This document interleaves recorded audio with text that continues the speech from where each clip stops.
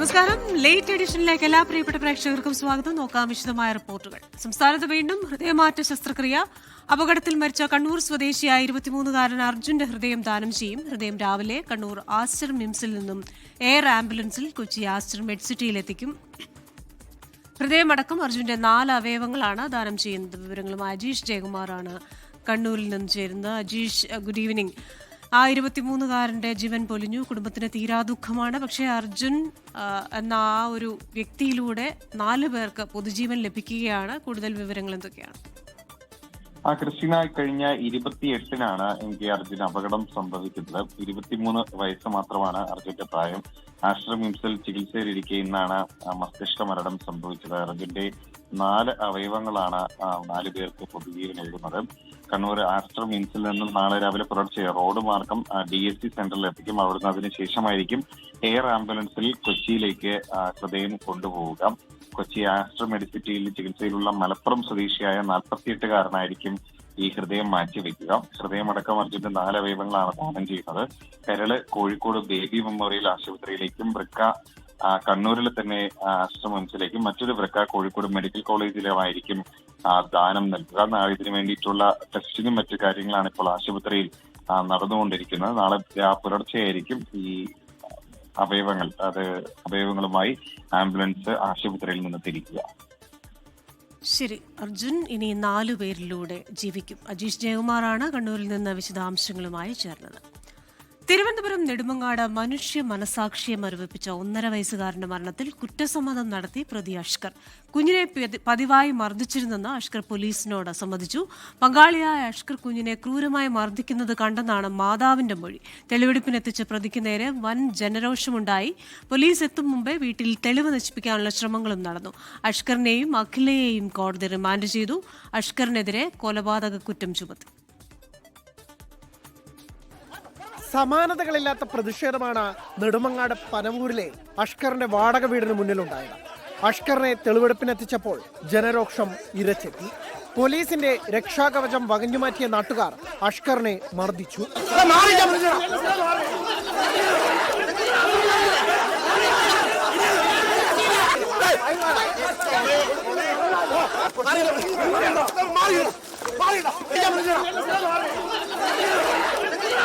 ഒന്നര വയസ്സിനകത്ത് അതൊരു 80 വർഷം അനുഭവിക്കാനുള്ളത് ഈ 1.5 വയസ്സിനകത്ത് അതിനെ അനുഭവിച്ചു. ഇതിൽ അവൻ മാത്രമല്ല കക്ഷി, അവന്റെ അമ്മയും അവന്റെ ഭാര്യയും, ഇപ്പോഴത്തെ ഭാര്യ അഖില, അതായത് കൊച്ചിന്റെ തള്ള, അതുൾപ്പെടെ യഥാർത്ഥ പ്രതികളാണ്. പോലീസിനോട് ആദ്യം കുറ്റസമ്മതം നടത്തിയത് കുഞ്ഞിന്റെ മാതാവ് അഖിലയാണ്. തന്റെ കൺമുന്നിൽ വെച്ച അഷ്കർ കുഞ്ഞിനെ മർദ്ദിച്ചിരുന്നതായി അഖില പോലീസിന് മുന്നിൽ വെളിപ്പെടുത്തി. ആദ്യഘട്ടത്തിൽ പോലീസിനോട് ചോദ്യം ചെയ്യലിൽ സഹകരിക്കാതിരുന്ന അഷ്കർ പോലീസ് തെളിവുകൾ നിരത്തിയതോടെ കുറ്റസമ്മതം നടത്തി. കൊലപാതകം തെളിഞ്ഞ ശേഷം പോലീസ് വീട്ടിലെത്തും മുമ്പ് തന്നെ തെളിവുകൾ നശിപ്പിക്കാനുള്ള ശ്രമവും അഷ്കറിന്റെ കുടുംബത്തിന്റെ ഭാഗത്തു നിന്ന് ഉണ്ടായി. കുഞ്ഞിന്റെ വസ്ത്രങ്ങളും മറ്റും പാതി കത്തിച്ച നിലയിൽ വീടിന്റെ പരിസരത്ത് നിന്ന് കണ്ടെത്തി.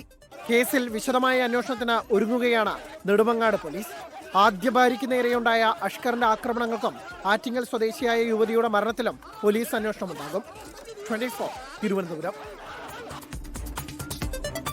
BDJS സംസ്ഥാന അധ്യക്ഷൻ തുഷാർ വെള്ളാപ്പള്ളിയുമായി കൂടിക്കാഴ്ച നടത്തിയ മുഖ്യമന്ത്രി VD സതീശനെതിരെ കോൺഗ്രസിൽ വിമർശനം. തുഷാർ വെള്ളാപ്പള്ളിയുമായി ചർച്ച നടത്താൻ തയ്യാറല്ലെന്ന് പറയാമായിരുന്നെന്ന് കോൺഗ്രസ് വക്താവ് അനൂപ് VR വിമർശിച്ചു. തുഷാർ വെള്ളാപ്പള്ളിയുടെ മുഖ്യമന്ത്രി സന്ദർശനത്തിനെതിരെ ഒളിയമ്പുമായി KSU സംസ്ഥാന ജനറൽ സെക്രട്ടറി ആസിഫ് മുഹമ്മദ് രംഗത്തുവന്നു. ആലപ്പുഴയിൽ സ്ഥാനാർത്ഥിയായി മത്സരിക്കാൻ വന്ന കാലം മുതൽ ഈ നിമിഷം വരെ വെള്ളാപ്പള്ളി നടേശൻ എന്ന ജനങ്ങളെ ഭിന്നിപ്പിക്കുന്ന മനുഷ്യനെ കാണാൻ തയ്യാറാവാത്തയാളാണ് KC വേണുഗോപാലെന്ന് ആസിഫ് ഫേസ്ബുക്കിൽ കുറിച്ചു. വെള്ളാപ്പള്ളി നടേശനെ സന്ദർശിച്ച മന്ത്രി ബിന്ദു കൃഷ്ണയ്ക്കെതിരെ യൂത്ത് കോൺഗ്രസ് നേതാവ് VP ദുൽഖിഫിൽ രംഗത്തുവന്നു. സമൂഹത്തിൽ വിഭജനമുണ്ടാക്കുന്ന വ്യക്തിയെ സന്ദർശിച്ചത് ശരിയായില്ലെന്ന് ദുൽഖിഫിൽ ഫേസ്ബുക്കിൽ വിമർശിച്ചു. കണ്ണൂർ ADM ആയിരുന്ന K നവീൻ ബാബുവിന്റെ മരണത്തിൽ അന്വേഷണം CBIക്ക് വിടാൻ സംസ്ഥാന സർക്കാർ. K നവീൻ ബാബുവിന്റെ കുടുംബത്തിന്റെ ആവശ്യം പരിഗണിച്ചാണ് നടപടി. CBI അന്വേഷണം കോടതി തള്ളിയതാണെന്നും നീക്കം രാഷ്ട്രീയ പ്രേരിതമെന്നും CPIM കണ്ണൂർ ജില്ലാ സെക്രട്ടറി KK രാഗേഷ് പറഞ്ഞു. CPIMനെ ഏറെ പ്രതിരോധത്തിലാക്കിയ ADM K നവീൻ ബാബുവിന്റെ മരണമാണ് UDF സർക്കാർ ആദ്യമായി CBIക്ക് വിടുന്ന കേസ്. പോലീസ് അന്വേഷണത്തിൽ കുടുംബം അതൃപ്തി പ്രകടിപ്പിച്ച് കഴിഞ്ഞ ദിവസം മുഖ്യമന്ത്രിയെ കണ്ടിരുന്നു. ഇതിനു പിന്നാലെയാണ് CBI അന്വേഷണത്തിലെ സർക്കാർ തീരുമാനം. ഇനി CBI ആണ് കേസിൽ തീരുമാനമെടുക്കേണ്ടത്. നവീൻ ബാബുവിൻ്റെ സഹധർമ്മിണി തിരുവനന്തപുരത്ത് വന്ന് അവർ CBIക്ക് വിടണമെന്നുള്ള പരാതി അപേക്ഷ നൽകിയിരുന്നു. അതോടൊപ്പം തന്നെ പുതിയ കുറേ കാര്യങ്ങൾ അവർ അപേക്ഷയിൽ ഉന്നയിച്ചിട്ടുണ്ട്. ആ കാര്യങ്ങൾ പരിശോധിക്കാൻ ഞാൻ DGPക്ക് അവരുടെ പരാതി നൽകിയിട്ടുണ്ട്. സർക്കാർ തീരുമാനത്തെ സ്വാഗതം ചെയ്ത നവീൻ ബാബുവിന്റെ കുടുംബം വളരെയധികം ആശ്വാസകരമാണ്. കഴിഞ്ഞ ദിവസം ഞങ്ങൾ നിവേദനം നൽകാൻ ബഹുമാനപ്പെട്ട മുഖ്യമന്ത്രിയെയും ബഹുമാനപ്പെട്ട ആഭ്യന്തര വകുപ്പ് മന്ത്രിയും നേരിൽ കണ്ടിരുന്നു. അന്നേരം വളരെയധികം പോസിറ്റീവായിട്ടുള്ള പ്രതികരണമായിരുന്നു അവരുടെ ഭാഗത്തുനിന്ന്. ഇത്രയും പെട്ടെന്നൊരു നടപടിയിലേക്ക് പോകുമെന്ന് പ്രതീക്ഷിച്ചില്ല. വളരെയധികം സന്തോഷമുണ്ട്. വളരെ നീതിയുക്തമായിട്ട് അന്വേഷിക്കട്ടെ, സത്യം പുറത്തു വരട്ടെ. തീർച്ചയായിട്ടും നമുക്കും അത് ആവശ്യമാണ്. എല്ലാ മരണകാരണം ഉൾപ്പെടെ ഞങ്ങൾ ഒരുപാട് സംശയങ്ങൾ ഉന്നയിച്ചിരുന്നതാണ് തുടക്കം തൊട്ട്. അതെല്ലാം അന്വേഷണത്തിന്റെ പരിധി വരണം. ശരിയായ റിസൾട്ട് ഞങ്ങൾക്ക് വേണം. എന്നാൽ CBI അന്വേഷണത്തിലുള്ള നീക്കം രാഷ്ട്രീയ പ്രേരിതമെന്നാണ് CPM പ്രതികരണം. CBI അന്വേഷണം കോടതി നേരത്തെ തള്ളിയതാണെന്നും നേതാക്കൾ. നേരത്തെ CBI അന്വേഷണം ആവശ്യപ്പെട്ടുകൊണ്ട് കോടതിയെ സമീപിച്ചിരുന്നു. CBI അന്വേഷണമെന്ന ആവശ്യം തിരസ്കരിക്കുകയുമാണ് ഉണ്ടായത്. ഏത് ഏജൻസി അന്വേഷിച്ചാലും അന്വേഷണം നീതിപൂർവമായിരിക്കണം. എല്ലാറ്റിനും അവസാന വാക്കല്ല CBI. രാഷ്ട്രീയ വേട്ടക്കുള്ള ഉപകരണമായി മാറാൻ പാടില്ല. 2024 ഒക്ടോബർ 15-നാണ് K. നവീൻ ബാബുവിനെ ക്വാർട്ടേഴ്സിൽ തൂങ്ങി മരിച്ച നിലയിൽ കണ്ടെത്തിയത്. യാത്രയയപ്പ് യോഗത്തിൽ CPM നേതാവും ജില്ലാ പഞ്ചായത്ത് പ്രസിഡന്റുമായിരുന്ന PP ദിവ്യ കൈക്കൂലി ആരോപണം ഉന്നയിച്ചതിന് നവീൻ ബാബുവിനെ മാനസികമായി തളർത്തിയിരുന്നു. PP ദിവ്യയാണ് കേസിലെ ഏക പ്രതി. 24 തിരുവനന്തപുരം. CMRL എക്സാലോജിക് മാസപ്പടി കേസിൽ പ്രതിപക്ഷ നേതാവ് പിണറായി വിജയന്റെ മകൾ വീണ ടിയുമായി ബന്ധപ്പെട്ട പിടിച്ചെടുത്ത രേഖകളിൽ ഇഡിയുടെ വിശദ പരിശോധന തുടരുകയാണ്. മരവിപ്പിച്ച അക്കൌണ്ടുകളിലെ പണത്തിന്റെ സ്രോതസ്സുകളാണ് അന്വേഷിക്കുന്നത്. ഇഡി റെയ്ഡിനിടെ ഉദ്യോഗസ്ഥരെ ആക്രമിച്ച കേസിൽ കുറ്റപത്രം വേഗത്തിലാക്കാനുള്ള നീക്കത്തിലാണ് പോലീസ്. നീതി നിഷേധം ഉണ്ടായെന്നാണ് CMRLന്റെ വാദം. സിംഗിൾ ബെഞ്ചിന്റെ ഉത്തരവ് സ്റ്റേ ചെയ്ത പുതിയ അപ്പീലിൽ വാദം കേൾക്കണമെന്നാണ് ആവശ്യം. നാളെ രാവിലെ ഹൈക്കോടതി ഡിവിഷൻ ബെഞ്ച് ഹർജി പരിഗണിക്കും. സുപ്രീം കോടതി അഭിഭാഷകൻ CMRLനായി ഹാജരാകുമെന്നാണ് വിവരം. ഇഡിക്ക് വേണ്ടി അഡീഷണൽ സോളിസിറ്റർ ജനറൽ ഹാജരാകും. റെയ്ഡിൽ ലഭിച്ച തെളിവുകളും ഇഡി ഉദ്യോഗസ്ഥർക്കെതിരെയുള്ള ആക്രമണങ്ങളും ഹൈക്കോടതിയെ അറിയിക്കും. തിരുവനന്തപുരത്ത് പ്രതിപക്ഷ നേതാവ് പിണറായി വിജയന്റെ വസതിയിലെ റെയ്ഡിനിടെ ഇഡി ഉദ്യോഗസ്ഥരെ ആക്രമിച്ച കേസിൽ കുറ്റപത്രം സമർപ്പിച്ച് ജാമ്യം തടയാനുള്ള നീക്കത്തിലാണ് പോലീസ്. അക്രമത്തിന്റെ പാത CPIM ഉപേക്ഷിക്കണമെന്ന ആഭ്യന്തരമന്ത്രി രമേശ് ചെന്നിത്തല. ആദ്യ 5 പ്രതികളുടെ ജാമ്യാപേക്ഷ കോടതി തള്ളിയിരുന്നു. ഗുരുതര നിരീക്ഷണങ്ങൾ ചൂണ്ടിക്കാട്ടിയാണ് തിരുവനന്തപുരം ജുഡീഷ്യൽ മജിസ്ട്രേറ്റ് കോടതി ജാമ്യം തള്ളിയത്. കേസിൽ SFI ജില്ലാ പ്രസിഡന്റ് വിജയ് വിമലിനെ പോലീസ് അറസ്റ്റ് ചെയ്തു. അഞ്ചുതെങ്ങിൽ നിന്നാണ് വിജയ് വിമലിനെ പോലീസ് പിടികൂടിയത്. 24 കൊച്ചി. കൂടുതൽ വാർത്തകളിലേക്കാണ്. അങ്ങനെ മധ്യവേനൽ അവധിക്ക് ശേഷം പുതിയ അധ്യയന വർഷത്തിന് തുടക്കം കുറിച്ച് നാളെ സ്കൂളുകൾ തുറക്കും. പ്രവേശനോത്സവത്തിന്റെ സംസ്ഥാനതല ഉദ്ഘാടനം നാളെ രാവിലെ മുഖ്യമന്ത്രി VD സതീശൻ നിർവഹിക്കും. പ്രവേശനോത്സവം കളർഫുൾ ആക്കാനുള്ള ക്രമീകരണങ്ങൾ പൂർത്തിയായെന്ന് വിദ്യാഭ്യാസ മന്ത്രി N. ഷംസുദ്ദീൻ 24നോട് പറഞ്ഞു. പുത്തൻ പ്രതീക്ഷകളുമായി ഒരു അധ്യയന വർഷത്തെ കൂടി വരവേൽക്കാനൊരുങ്ങി കേരളം. 1-ാം ക്ലാസ് മുതൽ 12-ാം ക്ലാസ് വരെയുള്ള 42 ലക്ഷത്തോളം വിദ്യാർത്ഥികൾ. 1-ാം ക്ലാസ്സിൽ ഇത്തവണ 3 ലക്ഷത്തിലധികം വിദ്യാർത്ഥികൾ എത്തുമെന്നാണ് വിദ്യാഭ്യാസ വകുപ്പിന്റെ കണക്കുകൂട്ടൽ. 10 വർഷത്തിന് ശേഷം UDF സർക്കാർ നേതൃത്വം നൽകുന്ന പ്രവേശനോത്സവത്തിന്റെ സംസ്ഥാനതല ഉദ്ഘാടനം മുഖ്യമന്ത്രി VD സതീശൻ നിർവഹിക്കും. രാവിലെ 9:30-ക്ക് Thiruvananthapuram Pattom government model girls higher secondary സ്കൂളിലാണ് ചടങ്ങ്. പ്രവേശനോത്സവം കളർഫുള്ളാക്കാനുള്ള എല്ലാ ക്രമീകരണങ്ങളും പൂർത്തിയായെന്ന് വിദ്യാഭ്യാസ മന്ത്രി N. ഷംസുദ്ദീൻ 24നോട്. ലക്ഷക്കണക്കിന് വിദ്യാർത്ഥിനികൾ കുരുന്നുകൾ ആദ്യമായി ജൂൺ 1-ന് സ്കൂളിലെത്തുകയാണ്. മറ്റു കുട്ടികളെ സംബന്ധിച്ചിടത്തോളം ഒരു ചെറിയ ഗ്യാപ്പിന് ശേഷം അവരും വീണ്ടും കളിചിരികളുടെ പഠനത്തിൻ്റെ മുറ്റത്തേക്ക് എത്തുകയാണ്. പുതുതായി അധ്യയന വർഷം ആരംഭിക്കുന്ന കുട്ടികളെ സംബന്ധിച്ചിടത്തോളം ജീവിതത്തിലെ ഏറ്റവും അനർഘമായ ഒരു നിമിഷമാണ്. വിദ്യാർത്ഥികളിൽ സൈബർ സുരക്ഷ സംബന്ധിച്ച ബോധവൽക്കരണം ലക്ഷ്യമിട്ട് പോലീസ് നടപ്പാക്കുന്ന കിഡ് ഗ്ലൗ പദ്ധതിയുടെ ഭാഗമായി പ്രവേശനോത്സവ ചടങ്ങുകളിൽ സൈബർ സുരക്ഷാ പ്രതിജ്ഞയെടുക്കും. പാഠപുസ്തക വിതരണം ഇന്ന് പൂർത്തിയാകുമെന്ന് പൊതുവിദ്യാഭ്യാസ വകുപ്പ് അറിയിച്ചു. 24 തിരുവനന്തപുരം.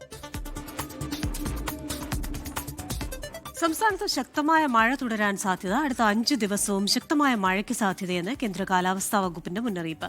കോട്ടയം, എറണാകുളം, ഇടുക്കി, കോഴിക്കോട്, വയനാട്, കണ്ണൂർ ജില്ലകളിൽ ഇന്ന് യെല്ലോ മുന്നറിയിപ്പുണ്ട്. 9 ജില്ലകളിൽ നാളെ യെല്ലോ മുന്നറിയിപ്പ്. ബുധൻ, വ്യാഴം ദിവസങ്ങളിൽ അതിശക്തമായ മഴയ്ക്ക് സാധ്യതയെന്നും പ്രവചനം. ബുധനാഴ്ച 5 ജില്ലകളിലും വ്യാഴാഴ്ച 6 ജില്ലകളിലും ഓറഞ്ച് അലർട്ട് പ്രഖ്യാപിച്ചു. കേരള, ലക്ഷദ്വീപ് തീരങ്ങളിൽ മീൻപിടുത്തത്തിന് വിലക്കേർപ്പെടുത്തി.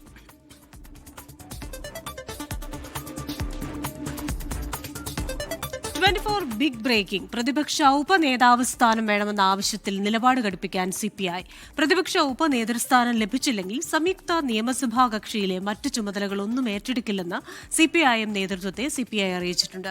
പാർട്ടി ഉന്നയിച്ച ആവശ്യത്തിൽ തീരുമാനമാകാതെ സംയുക്ത നിയമസഭാ കക്ഷി യോഗത്തിൽ പങ്കെടുക്കേണ്ടെന്നും CPI തീരുമാനിച്ചു. പ്രതിപക്ഷ ഉപനേതാവ് പദവി വേണമെന്ന ആവശ്യത്തിൽ വിട്ടുവീഴ്ച വേണ്ടെന്നാണ് CPI സംസ്ഥാന നേതൃത്വത്തിന്റെ ഉറച്ച തീരുമാനം. CPIയുമായി നടന്ന ഉഭയകക്ഷി ചർച്ചയിൽ ഉപനേതൃസ്ഥാനം ലഭിക്കണമെന്ന് കർശനമായി ആവശ്യപ്പെട്ടിട്ടും അനുകൂല തീരുമാനമുണ്ടാകാത്തതിൽ CPIക്ക് കടുത്ത അമർഷമുണ്ട്. ഈ സാഹചര്യത്തിലാണ് നിലപാട് കടുപ്പിക്കാൻ തീരുമാനിച്ചത്. പ്രതിപക്ഷ ഉപനേതൃസ്ഥാനം നൽകുന്നില്ലെങ്കിൽ സംയുക്ത നിയമസഭാ കക്ഷിയിലെ മറ്റു ഭാരവാഹിത്വങ്ങളൊന്നും ഏറ്റെടുക്കേണ്ടെന്നാണ് തീരുമാനം. ഇക്കാര്യം CPM നേതൃത്വത്തെ CPI അറിയിച്ചു കഴിഞ്ഞു. പ്രതിപക്ഷ ഉപനേതൃസ്ഥാനത്തിൽ തീരുമാനമാകുന്നവരെ സംയുക്ത നിയമസഭാ കക്ഷി യോഗത്തിലും CPI MLAമാർ പങ്കെടുക്കില്ല. നിയമസഭയിൽ നന്ദിപ്രമേയ ചർച്ച തുടങ്ങാനിരിക്കെ CPI നിലപാട് LDFനെ പ്രതിസന്ധിയിലാക്കും. ഇടതുമുന്നണി നേതൃത്വം CPMലേക്ക് മാത്രം കേന്ദ്രീകരിക്കുന്നത് ഒഴിവാക്കുന്ന ലക്ഷ്യത്തോടെയാണ് പ്രതിപക്ഷ ഉപനേതൃസ്ഥാനം ആവശ്യപ്പെടാൻ CPI തീരുമാനിച്ചത്.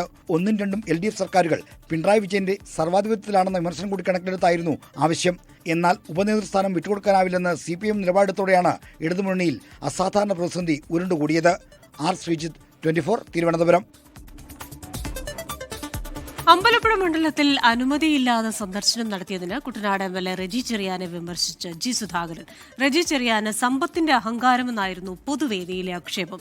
G. സുധാകരൻ MLAമാരുടെ രാജാവാകേണ്ടെന്നാണ് റെജി ചെറിയാന്റെ മറുപടി. മഴക്കാലത്ത് കുട്ടനാട്ടിലെ വെള്ളപ്പൊക്കം ഒഴിവാക്കണമെങ്കിൽ കൃത്യസമയത്ത് തോട്ടപ്പള്ളി സ്പിൽവേ തുറന്ന് പൊഴി മുറിക്കണം. കിഴക്കൻ വെള്ളം കടലിലേക്ക് ഒഴുകുന്നതനുസരിച്ച് പ്രതിസന്ധി കുറയും. ഇതിന്റെ നടപടികൾ വേഗത്തിലാക്കുന്നതിനാണ് ഇറിഗേഷൻ വകുപ്പ് ഉദ്യോഗസ്ഥർക്കൊപ്പം കുട്ടനാട് MLA അമ്പലപ്പുഴ മണ്ഡലത്തിലെ സ്പിൽവേയിലെത്തിയത്. ഇത് തന്നെ അറിയിച്ചില്ലെന്നാണ് G. സുധാകരൻ MLAയുടെ വിമർശനം. കുട്ടനാട്ടിലെ MLA ഇവിടെ വന്ന് പരിശോധിക്കുകയാണ്. ഞാനറിയാം, ഞാനിവിടെ 20 വർഷം MLA ആയിരുന്നു. എനിക്ക് ഇവിടുത്തെ എല്ലാ സ്ഥലവും അറിയാം. ഇത് അമ്പലപ്പുഴ MLAയുടെ പ്രിവിലേജ് ലംഘിച്ചിരിക്കുകയാണ്. അഹങ്കാരം. സാധാരണ MLA ആണ് ഇത് ചെയ്യത്തില്ല. സമ്പത്ത് അതൊന്നും അമ്പലപ്പുഴക്കാരോട് വേണ്ട. അതൊന്നും അംഗീകരിക്കും. ഒരു MLAയുടെ മേൽ വേറൊരു MLA അധികാരം സ്ഥാപിക്കുന്ന എവിടെയും വേണ്ടില്ല. അതും ആദ്യമായിട്ട് വരുന്ന 20 വർഷം MLA ആയി പരിചയമുള്ള ഒരാളോടാണ്. പിന്നാലെ G. സുധാകരനെതിരെ ആഞ്ഞടിച്ച് റെജി ചെറിയാൻ രംഗത്തെത്തി. ഇവരുടെ ഒന്നും കൂട്ട കാലങ്ങളായിട്ട് അധികാരം പങ്കിട്ട് 4-5 പെൻഷൻ മേടിച്ച് അത് ചെലവാക്കി നടക്കുന്ന ആളല്ല. എന്നെ വ്യക്തിപരമായിട്ട് പറഞ്ഞാൽ അതിൻ്റെ 3 പ്രാവശ്യം ഇരട്ടിയായിട്ട് ഞാൻ പറയും. നമ്മൾ മാർക്സിസ്റ്റ് പാർട്ടിയുടെ സെക്രട്ടറി പറഞ്ഞിട്ടുണ്ടായിരുന്നു കള്ളു കുടിക്കുന്നവരെ പുറത്താക്കുമെന്ന്. പുള്ളി ഈ പാർട്ടി മാറേണ്ട കാര്യമില്ലായിരുന്നല്ലോ. അപ്പുറത്തങ്ങ് നിന്നാൽ പോരായിരുന്നു. പുള്ളി മാത്രം ഒറ്റേനായിട്ട് നിൽക്കാമായിരുന്നു. കാരണം എല്ലാവരും പുറത്താക്കേണ്ടി വന്നാൽ ഈ കള്ളു കുടിക്കുന്നവർ. UDF ആണ്. ഇത് ജനാധിപത്യ പാർട്ടിയാണ്. ഇവിടെ എൻ്റെയോ ഞങ്ങളുടെ ആരുടെയെങ്കിലും MLAമാരുടെയോ രാജാവാൻ ആരും ശ്രമിക്കണ്ട. അതിന് സമ്മതിക്കത്തില്ല, അതിന് നിന്ന് കൊടുക്കുകയില്ല. സ്വന്തം മുന്നണിയിലെ MLA തന്നെ പൊതുവേദിയിൽ അപമാനിച്ചത് UDFൽ പുതിയ പൊട്ടിത്തെറിക്ക് വഴിവെച്ചിരിക്കുകയാണ്. 24 ആലപ്പുഴ. സംസ്ഥാനത്ത് പാമ്പുകടിയേറ്റ് ചികിത്സയിലായിരുന്ന 2 വിദ്യാർത്ഥികൾ മരിച്ചു. പാലക്കാട് നെന്മാറ സ്വദേശി രാജേശ്വരി, ആലപ്പുഴ ആരൂർ സ്വദേശി നിയ ലെനിൻ എന്നിവരാണ് മരിച്ചത്. 13 വയസ്സായിരുന്നു 2 വിദ്യാർത്ഥിനികൾക്കും. പാലക്കാട് നെന്മാറ ചക്കാത്തറയിൽ രാമൻ അംബിക ദമ്പതികളുടെ മകൾ രാജേശ്വരിക്ക് ഈ മാസം 14-നാണ് വീടിനകത്ത് വെച്ച് മൂർഖൻ പാമ്പിന്റെ കടിയേറ്റത്. രാജേശ്വരിയെ നെന്മാറ സർക്കാർ ആശുപത്രിയിലും തുടർന്ന് ആലത്തൂരിലെ സ്വകാര്യ ആശുപത്രിയിലും പ്രവേശിപ്പിച്ചെങ്കിലും നില ഗുരുതരമായി തുടരുകയായിരുന്നു. പിന്നീട് തൃശൂർ മെഡിക്കൽ കോളേജ് ആശുപത്രിയിലേക്ക് മാറ്റിയെങ്കിലും ആരോഗ്യനില മെച്ചപ്പെട്ടില്ല. ഇന്ന് രാവിലെയാണ് മരണം സ്ഥിരീകരിച്ചത്. പോസ്റ്റ്മോർട്ടം നടപടികൾക്ക് ശേഷം മൃതദേഹം ബന്ധുക്കൾക്ക് വിട്ടുനൽകി. നെന്മാറ പഴയഗ്രാമം LNS UP സ്കൂളിലെ 7ാം ക്ലാസ് വിദ്യാർത്ഥിനിയാണ്. ഈ മാസം 6-ാം തീയതിയാണ് അരൂർ സ്വദേശിനി നിയാലിന് പാമ്പുകടിയേറ്റത്. എറണാകുളം ലേക്ക് ഷോർ ആശുപത്രിയിൽ തീവ്രപരിചരണ വിഭാഗത്തിൽ പ്രവേശിപ്പിച്ച നിയ 24 ദിവസമായി വെന്റിലേറ്ററിലായിരുന്നു. ഇന്ന് രാവിലെയായിരുന്നു മരണം. 24 പാലക്കാട് ആലപ്പുഴ. മന്ത്രിമാർക്ക് വിവിധ ജില്ലകളിലെ ചുമതല നൽകി സർക്കാർ ഉത്തരവിറങ്ങി. മന്ത്രിസഭയിൽ പ്രാതിനിധ്യമില്ലാത്ത കാസർഗോഡിന്റെ ചുമതല K. ഷാജിക്കും കോഴിക്കോടിന്റെ ചുമതല AP. അനിൽകുമാറിനുമാണ്. ഗതാഗത വകുപ്പ് മന്ത്രി CP ജോണിനാണ് തലസ്ഥാന ജില്ലയുടെ ചുമതല. വനം വകുപ്പ് മന്ത്രി ഷിബു ബേബി ജോണിന് കൊല്ലത്തിന്റെയും ടൂറിസം ഉൾപ്പെടെയുള്ള വകുപ്പുകൾ കൈകാര്യം ചെയ്യുന്ന PC വിശ്വനാഥിന് പത്തനംതിട്ടയുടെയും ചുമതല നൽകി. ആലപ്പുഴ എക്സൈസ് സഹകരണ വകുപ്പ് മന്ത്രി M ലിജുവിനും കോട്ടയം ജില്ലയുടെ ചുമതല മോൻസ് ജോസഫിനും നൽകി. ഭക്ഷ്യവകുപ്പ് മന്ത്രി അനൂപ് ജേക്കബിനാണ് ഇടുക്കിയുടെ ചുമതലയുള്ളത്. എറണാകുളം ജില്ലയുടെ ചുമതല റോജി M ജോണിനും തൃശൂരിന്റെ ചുമതല OJ ജനീഷിനും പാലക്കാടിന്റെ ചുമതല N ഷംസുദ്ദീനുമാണ് നൽകിയിരിക്കുന്നത്. മലപ്പുറത്തിന്റെ ചുമതല പൊതുമരാമത്ത് വകുപ്പ് മന്ത്രി PK ബഷീറിനും കോഴിക്കോടിന്റേത് റവന്യൂ മന്ത്രി AP അനിൽകുമാറിനുമാണ്. വയനാടിന്റെ ചുമതല T സിദ്ദീഖിനും കണ്ണൂർ സണ്ണി ജോസഫിനും നൽകി. സംസ്ഥാനത്തെ വടക്കേയറ്റത്തെ ജില്ലയായ കാസർഗോഡ് ജില്ലയുടെ ചുമതല KM ഷാജിക്കാണ്. 24 തിരുവനന്തപുരം. ഡൽഹി സാകേതിൽ കെട്ടിടം തകർന്നു മരിച്ചവരുടെ എണ്ണം 3 ഇനിയും കണ്ടെത്താനുള്ളവരെ കുറിച്ചുള്ള ആശങ്കയിൽ ബന്ധുക്കൾ അപകട സ്ഥലത്ത് തുടരുകയാണ്. അനധികൃത നിർമ്മാണത്തിന് കെട്ടിട ഉടമയ്ക്കെതിരെ പോലീസ് കേസെടുത്തു. അപകടത്തിൽ ഡൽഹി സർക്കാർ മജിസ്ട്രേറ്റിയൽ അന്വേഷണം പ്രഖ്യാപിച്ചിട്ടുണ്ട്. 5 നില കെട്ടിടം തകർന്ന് 24 മണിക്കൂറാകുമ്പോഴും സാകേതിലെ രക്ഷാപ്രവർത്തനം പൂർത്തിയായിട്ടില്ല. സിവിൽ സർവീസ്, നീറ്റ് പരീക്ഷകൾക്ക് തയ്യാറെടുക്കുന്ന വിദ്യാർത്ഥികളാണ് അപകടത്തിൽപ്പെട്ടവരിൽ കൂടുതൽ. വിദ്യാർത്ഥികളുടെ മെസ്സ് നടത്തിപ്പുകാരിയായ ഒരു സ്ത്രീയും കെട്ടിടാവശിഷ്ടങ്ങൾക്കിടയിൽ കുടുങ്ങി. പരിക്കേറ്റവരെ ഡൽഹി എയിംസ് ആശുപത്രിയിലാണ് ചികിത്സിക്കുന്നത്. അപകടത്തിൽപ്പെട്ട കെട്ടിടം അനധികൃതമായി മുകളിലേക്ക് കെട്ടിപ്പൊക്കിയിരുന്നു. 5 നില പ്രവർത്തിക്കുന്നതിനും അനുമതി ഉണ്ടായിരുന്നില്ല. മുഖ്യമന്ത്രി രേഖാ ഗുപ്ത സ്ഥലം സന്ദർശിച്ചു. ചുമതലകളിൽ വീഴ്ച വരുത്തിയ 2 എഞ്ചിനീയർമാരെ ഡൽഹി മുനിസിപ്പൽ കോർപ്പറേഷൻ സസ്പെൻഡ് ചെയ്തിട്ടുണ്ട്. ഡൽഹി സർക്കാർ മജിസ്ട്രേറ്റിയൽ അന്വേഷണവും പ്രഖ്യാപിച്ചു. കെട്ടിട ഉടമയ്ക്കെതിരെ പോലീസ് കേസെടുത്തു. जितनी भी ऐसी अनऑथराइज्ड बिल्डिंग है उन सब के खिलाफ कार्रवाई होगी और सारे अफसरों के खिलाफ भी कार्रवाई. പരിശീലന കേന്ദ്രങ്ങളും കോഫി ഷോപ്പും വിവിധ സ്വകാര്യ ഓഫീസുകളുമാണ് 5 നില കെട്ടിടത്തിൽ ഉണ്ടായിരുന്നത്. കോൺക്രീറ്റ് അവശിഷ്ടങ്ങൾക്കിടയിൽ കുടുങ്ങിക്കിടക്കുന്നവരെ തിരയുന്നതിനായി പ്രത്യേകം പരിശീലനം ലഭിച്ചിട്ടുള്ള നായകളെ NDRF വിന്യസിച്ചിട്ടുണ്ട്. 24 ഡൽഹി. ചാമ്പ്യൻസ് ലീഗിൽ PSG വിജയത്തിന് പിന്നാലെ പാരീസിൽ വൻ കലാപം. വിജയാഘോഷമാണ് കലാപത്തിലേക്കും പോലീസുമായുള്ള ഏറ്റുമുട്ടലിലേക്കും എത്തിയത്. ആരാധകരും പോലീസും തമ്മിലുള്ള ഏറ്റുമുട്ടലിൽ 219 പേർക്ക് പരിക്കേറ്റു. നിരവധി പോലീസുകാർക്കും പരിക്കേറ്റിട്ടുണ്ട്. പരിക്കേറ്റവരിൽ 8 പേരുടെ നില ഗുരുതരമാണെന്ന് ആഭ്യന്തരമന്ത്രി ലോറന്റ് ന്യൂനസ് പറഞ്ഞു. തലസ്ഥാനമായ പാരീസിൽ ബസ്, ട്രെയിൻ, റെയിൽ സർവീസുകൾ തടസ്സപ്പെട്ടു. അക്രമവുമായി ബന്ധപ്പെട്ട 780 പേരെ അറസ്റ്റ് ചെയ്തിട്ടുണ്ടെന്ന് അധികൃതർ അറിയിച്ചു. അങ്ങനെ തുടർച്ചയായ 2ാം തവണവും IPL കിരീടം റോയൽ ചലഞ്ചേഴ്സ് ബംഗളൂരുവിന്. ഫൈനലിൽ ഗുജറാത്തിനെ 5 വിക്കറ്റിന് തോൽപ്പിച്ചു. അനിൽ വാസുദേവ് ഉണ്ട്. ഇതിന്റെ വിവരങ്ങൾ ചൂടോടെ പ്രേക്ഷകരിലേക്ക് എത്തിക്കാനായി. Anil, good evening. 2ാം തവണയും ചാമ്പ്യൻസായി റോയൽ ചലഞ്ചേഴ്സ്. ഒപ്പം തന്നെ IPL fastest half century Virat കോഹ്ലിക്ക് ലഭിക്കുകയും ചെയ്തല്ലോ. Good evening Christina. പറഞ്ഞതുപോലെ തന്നെ കപ്പില്ലാത്തവരെന്ന നാണക്കേടും പേറി റോയൽ ചലഞ്ചേഴ്സ് ബാംഗ്ലൂർ നടന്നത് കുറേ കാലമാണ്. പക്ഷേ ഇനി മുതൽ അങ്ങനെയൊന്നും അവരെ വിളിക്കാൻ സാധിക്കില്ല. കപ്പ് കൂടെ കൂട്ടിയവർ ഇല്ലെങ്കിൽ കപ്പ് കൈവിടാത്തവരെന്ന് ഇനി അറിഞ്ഞു വിളിക്കാം. കാരണം തുടർച്ചയായ 2ാം വർഷത്തിലും റോയൽ ചലഞ്ചേഴ്സ് ബാംഗ്ലൂരു IPLന്റെ രാജാക്കന്മാരായിരിക്കുകയാണ്. ഫൈനൽ പോരിൽ ഗുജറാത്തിനെ 5 വിക്കറ്റിന് തകർത്താണ് റോയൽ ചലഞ്ചേഴ്സ് ബാംഗ്ലൂരു അവരുടെ തുടർച്ചയായ 2ാം കിരീടം സ്വന്തമാക്കിയത്. അതിന് അവരെ മുന്നിൽ നിന്ന് നയിച്ചത് അവരുടെ കിങ് കോഹ്ലി, വിരാട് കോഹ്ലി അർദ്ധ സെഞ്ചുറിയോടെ അവരെ ആ ജയത്തിലേക്ക് നയിക്കുകയായിരുന്നു. 42 പന്തിൽ 75 റൺസാണ് കോഹ്ലി നേടിയത്. കോഹ്ലിയുടെ IPL കരിയറിലെ വേഗമേറിയ അർദ്ധ സെഞ്ചുറി കൂടി കണ്ട ദിവസമാണ് ഇന്ന്. ഫൈനലിൽ ഇത് 2ാമത്തെ തവണയാണ് കോഹ്ലി അർദ്ധ സെഞ്ചുറി നേടുന്നു എന്നുള്ളത് കൂടി ഒരു പ്രത്യേകത കൂടിയുണ്ട്. 25 പന്തിലായിരുന്നു കോഹ്ലിയുടെ അർദ്ധ സെഞ്ചുറി നേട്ടം. ഓപ്പണിങ്ങിൽ ഈ 156 എന്ന വിജയലക്ഷ്യത്തിലേക്ക് ബാറ്റെടുത്ത RCBക്ക് മിന്നും തുടക്കമാണ് വെങ്കടേഷ് അയ്യരും വിരാട് കോഹ്ലിയും ചേർന്ന് നൽകിയത്. 1ാം വിക്കറ്റിൽ അവർ 62 റൺസ് കൂട്ടിച്ചേർത്തപ്പോൾ തന്നെ ബംഗളൂരു ഏറെക്കുറെ ജയം ഉറപ്പിച്ചതാണ്. പക്ഷേ പിന്നീട് തുടർച്ചയായി വിക്കറ്റ് വീണെങ്കിൽ പോലും വിരാട് കോഹ്ലി ഒരു ഭാഗത്ത് ഉറച്ചു നിന്നതോടുകൂടി ബംഗളൂരു വിജയത്തിലേക്ക് എത്തുകയായിരുന്നു. 2 ഓവർ ബാക്കി നിൽക്കെ അങ്ങനെ വിജയലക്ഷ്യം ഒരു 6റിലൂടെ തന്നെ കോഹ്ലി അടിച്ചെടുത്തു. 42 പന്തിൽ 9 4ഉം 3 6ഉം ഉൾപ്പെടെയാണ് കോഹ്ലിയുടെ ഈ കലക്കൻ ഇന്നിങ്സ്. 32 റൺസ് വെങ്കടേഷ് അയ്യർ നേടിയപ്പോൾ ടിം ഡേവിഡ് 24ഉം ജിതേഷ് ശർമ്മ പുറത്താകാതെ 11 റൺസും എടുത്തു.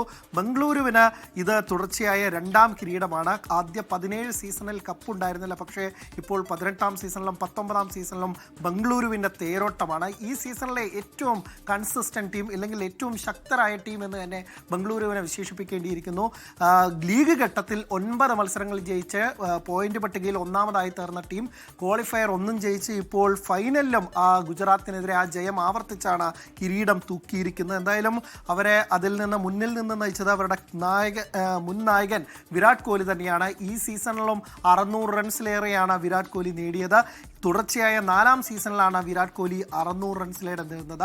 ഒപ്പം തന്നെ രജത് പാട്ടീദാറിനും കൈയടിക്കാതെ വയ്യ. കാരണം ആദ്യ 17 സീസണിലും പല ഇതിഹാസങ്ങൾ നയിച്ചിട്ടും കിരീടം കിട്ടാത്ത RCBയെ ഇതാ തുടർച്ചയായ 2ാം സീസണിലും ഒരു യുവതാരം കപ്പിലേക്ക് നയിക്കുന്നു എന്ന പ്രത്യേകതയുണ്ട്. കഴിഞ്ഞ തവണ ക്യാപ്റ്റനായിട്ടുള്ള ആദ്യ സീസണായിരുന്നു. അതിന് പിന്നാലെ ഇപ്പോൾ 2ാം സീസണിലും രജത് പാട്ടീദാർ ടീമിനെ കിരീടത്തിലേക്ക് നയിക്കുന്നു. ഇത് തുടർച്ചയായി 2 സീസണിൽ കപ്പടിക്കുന്ന ടീം എന്ന നേട്ടം ഇത് 3ാം തവണയാണ് അതുണ്ടാകുന്നത്.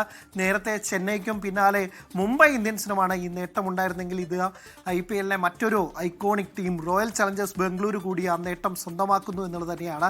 ഏറ്റവും മികച്ച ടീം അത് അവരുടെ അർഹച്ച കൈകളിൽ കപ്പെത്തുന്നു എന്ന് തന്നെയാണ്. ഗുജറാത്തിന് ഈ ടൂർണമെന്റ് തുടക്കം മോശമായിരുന്നു, പക്ഷേ ശുഭമാൻ ഗില്ലും സംഘവും നല്ല രീതിയിൽ കത്തിക്കയറി വന്നതാണ്. പക്ഷേ RCB എന്ന അധികായന്മാർക്ക് മുന്നിൽ വീഴുന്ന കാഴ്ച കണ്ടോ. അത് 1 അല്ല 2 തവണ ക്വാളിഫയറിലും ഇപ്പോൾ ഇതാ ഫൈനലിലും അവരുടെ ബാറ്റിംഗ് നിര ഫൈനലിൽ നിരാശപ്പെടുത്തിയതാണ് വലിയ രീതിയിൽ തിരിച്ചടിയായത്. ഈ സീസണിൽ 700 റൺസിലേറെ നേടിയ സായ് സുദർശനും ഒപ്പം തന്നെ ക്യാപ്റ്റൻ ശുഭമാൻ ഗില്ലും ഫൈനലിൽ നിരാശപ്പെടുത്തി. രണ്ടുപേരും പവർ പ്ലേയിൽ വീണപ്പോൾ തന്നെ ഗുജറാത്തിൻ്റെ വിധി ഏറെക്കുറെ നിർണ്ണയിക്കപ്പെട്ടതാണ്. പിന്നീട് ജോസ് ബട്ട്ലർ അവരുടെ മറ്റൊരു പ്രധാനപ്പെട്ട ബാറ്റർ ആയ അദ്ദേഹത്തെ ഒരു കൃണാൽ പാണ്ഡ്യയുടെ ഒരു മികച്ച ബൗളിംഗ് അല്ലെങ്കിൽ ഒരു കൗശലമാർന്ന ബൗളിങ്ങിലൂടെ സ്റ്റംപ് ചെയ്യപ്പെട്ടതോടുകൂടി അവരുടെ കാര്യം ഏറെക്കുറെ ഉറപ്പായി, അല്ലെങ്കിൽ അവരുടെ മത്സരത്തിൽ നിന്ന് പുറത്തായി എന്ന് തന്നെ പറയേണ്ടിയിരിക്കുന്നു ആദ്യ ഇന്നിങ്സിൽ തന്നെ. പിന്നീട് വാഷിംഗ്ടൺ സുന്ദറിൻ്റെ ഒരു ഒറ്റയാൾ പോരാട്ടം 50 റൺസുമായി പൊരുതിയതുകൊണ്ട് മാത്രമാണ് 8 വിക്കറ്റ് നഷ്ടത്തിൽ 155 റൺസ് എന്ന ആ സ്കോറിലേക്ക് എത്തിയത്. ഇപ്പോൾ ബംഗളൂരുവിൻ്റെ വിജയാഹ്ലാദം അഹമ്മദാബാദ് സ്റ്റേഡിയത്തിൽ നടക്കുകയാണ്. തുടർച്ചയായ 2ാം സീസണിലും അഹമ്മദാബാദിൽ റോയൽ ചലഞ്ചേഴ്സ് ബംഗളൂരുവിൻ്റെ വിജയബേരി മുഴങ്ങുന്ന കാഴ്ചയാണ്. നമുക്ക് റസികാദറിനെ ഈ ദൃശ്യങ്ങൾ ആ ഘട്ടത്തിൽ കാണാൻ സാധിക്കും. കൃണാൽ പാണ്ഡ്യയും ഒക്കെ തന്നെ കാണാൻ സാധിക്കും. റസികാദറിൻ്റെ ബൗളിംഗ് പ്രകടനം ഈ ഫൈനലിൽ മികച്ചതായിരുന്നു. 27 റൺസ് വഴങ്ങി 3 വിക്കറ്റാണ് റസികാദർ വീഴ്ത്തിയത് എന്നുള്ളതാണ്.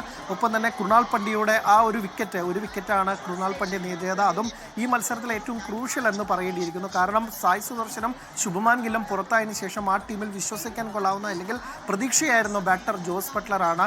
ജോസ് ബട്ട്ലർ കയറി അടിക്കാനുള്ള ഒരു ശ്രമം, അതിന് കൃത്യമായി വിക്കറ്റിന് ഓഫ് സ്റ്റിക്കിന് പുറത്തേക്ക് നീട്ടി എറിഞ്ഞുകൊണ്ട് ആ വിക്കറ്റിന് കുരിക്കുന്ന കാഴ്ച അല്ലെങ്കിൽ ആ സ്റ്റെമ്പ് ചെയ്യപ്പെടുന്ന കാഴ്ച അത് ഈ മത്സരത്തിൽ ഏറ്റവും നിർണായകമാകുന്ന കാഴ്ചയും കണ്ടോ. എന്തായാലും RCB ആദ്യകാലങ്ങളിൽ വമ്പൻ താരങ്ങൾ ഉണ്ടായിട്ട് പോലും അവർക്ക് കിട്ടാത്ത കിരീടം ഇപ്പോൾ ഒരു മികച്ച ടീം അല്ലെങ്കിൽ ഒരു മികച്ച സംഘത്തെ വാർത്തെടുക്കാനുള്ള അല്ലെങ്കിൽ മൊത്തത്തിൽ അവരുടെ ടാക്ടിക്സ് മാറ്റാനുള്ള ഒരു തീരുമാനം തുടർച്ചയായ 2ാം സീസണിലും ഫലം കാണുന്ന കാഴ്ചയാണ്. ഇപ്പോൾ ഫിൽസാൾട്ട് അടക്കമുള്ള താരങ്ങൾ ആഹ്ലാദ പ്രകടനം കാഴ്ചയാണ് നമുക്ക് ഈ സ്റ്റേഡിയത്തിൽ കാണാൻ സാധിക്കുന്നത്. എന്തായാലും RCBക്ക് ഇത് ഒരു സന്തോഷത്തിൻ്റെ നിമിഷം, വിജയ നിമിഷം. എന്തായാലും കൺസിസ്റ്റൻ്റായി പെർഫോം ചെയ്യുന്ന ഒരു ടീം, കഴിഞ്ഞ സീസണിൽ ഒരു ലക്കല്ല, ഒരു വൺ ടൈം വണ്ടർ അല്ല എന്ന് ഒരിക്കൽ കൂടി തെളിയിക്കുകയാണ് RCB.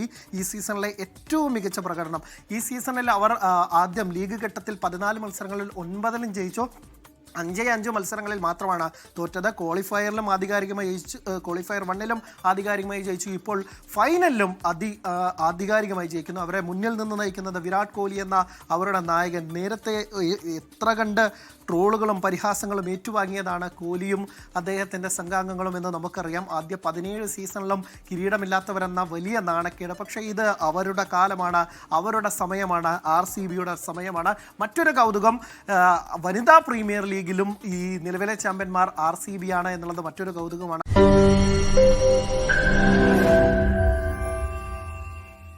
ലോകത്തെവിടെയായാലും ഏത് സമയത്തും 24 വാർത്തകളും ഓഗ്മെന്റഡ് റിയാലിറ്റി പാക്കേജുകളും എക്സ്പ്ലെയിനറുകളും വിശദമായി കാണാൻ ഞങ്ങളുടെ YouTube ചാനൽ നിങ്ങൾക്ക് സബ്സ്ക്രൈബ് ചെയ്യാം.